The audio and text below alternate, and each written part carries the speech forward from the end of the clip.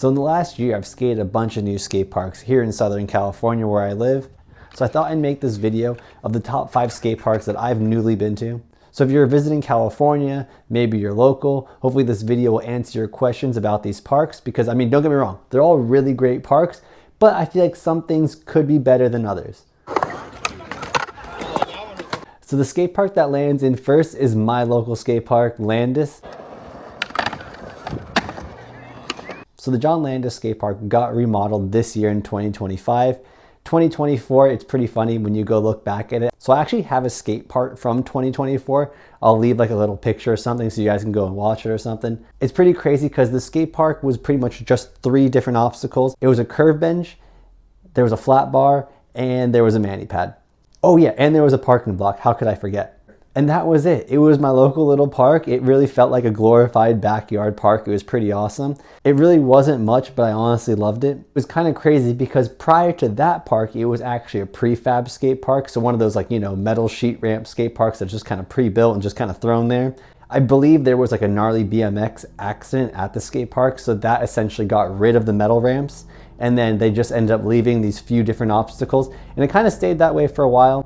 Just until 2025, they remodeled the skate park, and it is so fun. I definitely missed the fact that it was 3 basic obstacles, but now it is pretty fun because the obstacles inside the skate park are pretty unique. From steep banks, normal ledges, quarter pipes with pool coping, bank to curb. I mean, the park is really easy to skate. You can just kind of pump and flow around. Very transition kind of heavy, but definitely incorporates some street aspects. One of my other favorite things to skate there is kind of like a quarter pipe to hubble edge. So it starts out like a normal quarter pipe and it slowly kind of slants down like a hubble edge and then lands quickly into another quarter pipe. It's one of my favorite features there because it's a slightly like a street obstacle and it's kind of like a skate park obstacle. It's a kind of a nice little hybrid spot, so it makes it kind of fun to skate.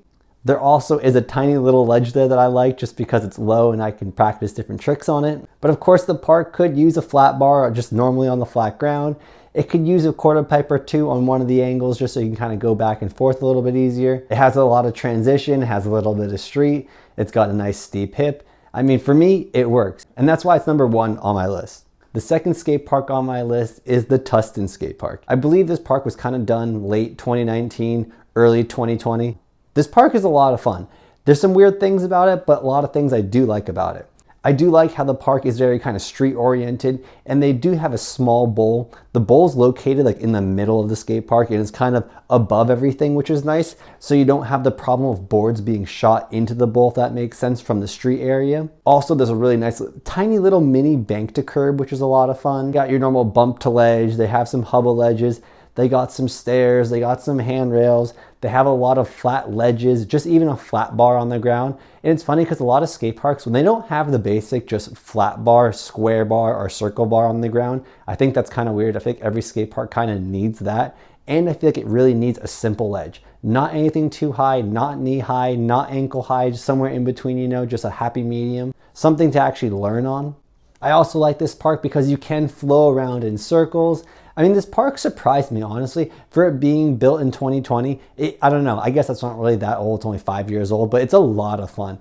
I've never been to this skate park and I was just really pleasantly surprised. When the park was getting crowded, it was kind of nice. Around the bowl does provide a lot of ledges and just flat bars that you can skate kind of back and forth. So it does make it easy to skate the park even though it's crowded. I want to say it had kind of nice facilities there, or at least like it had bathrooms and stuff. Also, Landis has that kind of stuff, which is nice too. I feel like it's always nice when a skate park has a bathroom. Anyways, that's probably the second park on my list. And honestly, I haven't been back there since, and it's kind of weird because I really like that park. Oh, okay. So the third park on my list is the Hemet Gibble Park, I believe. I want to say Gimbal, but I think it's Gibble Park. This park was super fun. I went in the like fall or winter, I want to say. It was definitely kind of cooler out when I went to the skate park. It wasn't summertime. So I want to say the temperature's pretty nice because in that area during the summertime, it can get pretty toasty. This park was great just because it offered so much. It had bowls, it had street, it had stairs, it had a hip, it had a tight little mini kind of transition area. And this park also just had a lot of space.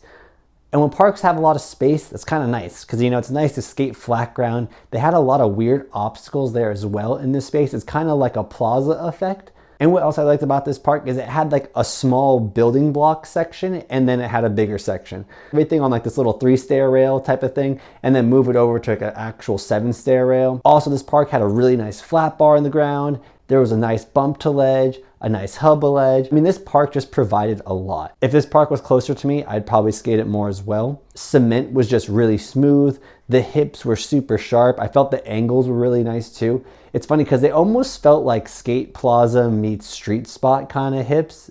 Like it's not super mellow, you know, like when you ride up it, it almost has like a slight like street feel kink going up to it.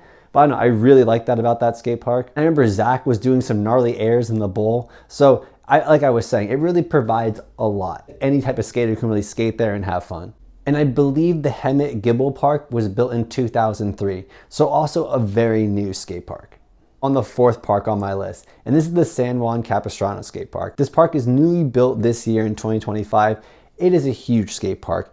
It offers a freaking ton. I'm talking there's 2 different bowls. Street park is also pretty insane in the sense that it's just massive. You can just skate the park from literally one side of the end to the other side, kind of like SLS style where it's just like trick, trick, trick, trick, trick. It's pretty cool actually, don't get me wrong. It's a lot of fun. There's definitely something there for everybody. Also, the skate park allows everything, which when I mean everything, I mean skateboarding, rollerblades, BMX, scooter, which is great. Since there's so many different types of like extreme sports going on, everybody kind of skates and utilizes obstacles differently, if that makes sense. So it does kind of cause a little bit of traffic. So the skate park kind of funnels in one way at one end of the park. So if you're going to be going back and forth, you kind of have to go through this small area. And this little area is cool, but also a little sketchy. I feel like they put too many stairs and maybe too many obstacles in this space, because I found that there were stairs honestly where there shouldn't be. Like if you were going to go up and across and down a bank, you had to really make sure there was no stairs there. There was also like a mini tiny Euro gap kind of going up into the centerpiece area, and it was so small and kind of in the way, honestly. I feel like they could have maybe used that Euro gap somewhere else. It does offer another little kind of mini section area where there's a nice long flat bar, a small quarter pipe, plenty of ledges to learn on. That's what I do like about these big parks, that when they have like the bigger section and then like the building block section, I think that's super important, and it just really helps kids and skaters just really progress. I feel like once this park kind of dies down a little bit, once the new hype kind of goes away, it'll be a lot more fun to skate, because right now it's kind of always crowded. And like I said, since you get all the different types of like skaters, bladers, BMXers, and scooters, it just gets a little hectic. The 5th and last skate park on my list is the Paragon skate park, and this is in Paris, California. But this park is pretty wild. It has a bunch of very unique obstacles. I do feel some of the things built though in this park are a little wonky. Either things are really steep, really short. There's a rail that lands right into a manual pad, and at first glance it looks kind of chill, but it's one of those things, if you fall on your rail trick, you got to be sure you're not going to slide into the manual pad or like into the ledge. Long curved ledge, I remember, and I feel like only half of it had angle iron on it, I want to say. There were some weird quirky little builds, but they had a lot of fun obstacles. Like there was a huge gnarly kind of wave kind of pump park thing on one side of the park. There's a freaking bank that's shaped like an airplane, which is kind of crazy. And of course, they had actually a pretty nice bowl, if I'm being honest. And the bowl had some pretty nice pool coping. It had some stairs, so you can grind up and over the stairs. But unlike the Tustin skate park, the bowl was kind of on the ground level, if that makes sense. So like I was saying, that big freaking airplane bank, if you're not really paying attention and if a board shoots out from there, it can potentially end up in the bowl where you're skating. But overall, the Paragon skate park was pretty fun. It was just like I said, some handrails there were really tall, some of them were really low. The Euro gap was kind of silly. It was a little too low. I felt like the bank just boosted you a little bit too high. But it's definitely a skate park I enjoyed, and I would definitely go back if it was closer. And yeah, that's the 5th and last park on my skate park list. It's kind of a handful of skate parks I've visited in the last year. Comment, let me know if you guys have been to any of these skate parks. Are there any other skate parks in SoCal that I've missed and that I should go check out? Otherwise then, I'll catch you guys at the next skate park.